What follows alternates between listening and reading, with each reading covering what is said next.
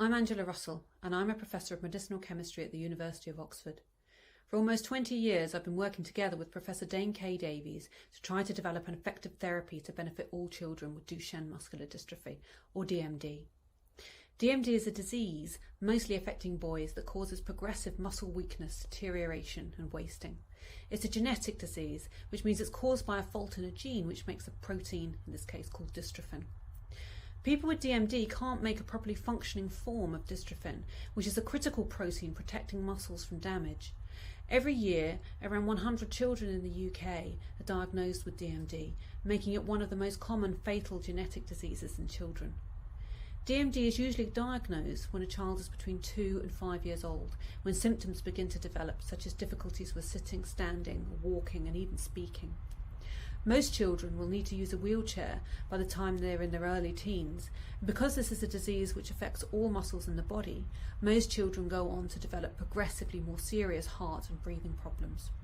Tragically, there's no cure for DMD, and although improvements in managing the disease mean that the life expectancy is increasing, most still don't live beyond their 30s or 40s.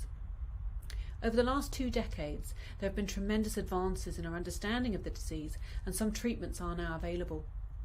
Approaches being tested in the clinic, such as gene therapy, are looking extremely promising, and yet there are still many affected children who cannot benefit from these existing and emerging treatments. And there is a desperate need for new, really effective treatments to improve the lives of all children with DMD.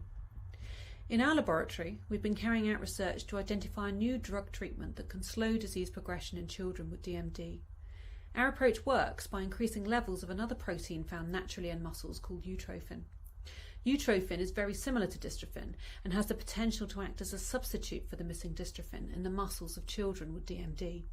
The huge advantage with this approach is that it should work in all children with DMD regardless of their specific genetic fault. We previously investigated one drug arising from our research designed to increase the amount of utrophin in muscle cells. Although the treatment showed some initial promise in clinical trials in boys with DMD, it was unfortunately not effective over a long period. And we really wanted to understand why the effects were not sustained.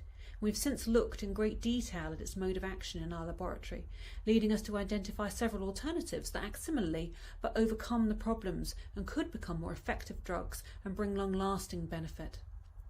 Our funding from Action Medical Research and LifeArc, and also the Harrington Discovery Institute in the United States, will allow us to carry out more experiments in the laboratory to refine these compounds and identify a potential drug candidate to take forward into clinical development, which we hope will improve the lives of all these children with DMD.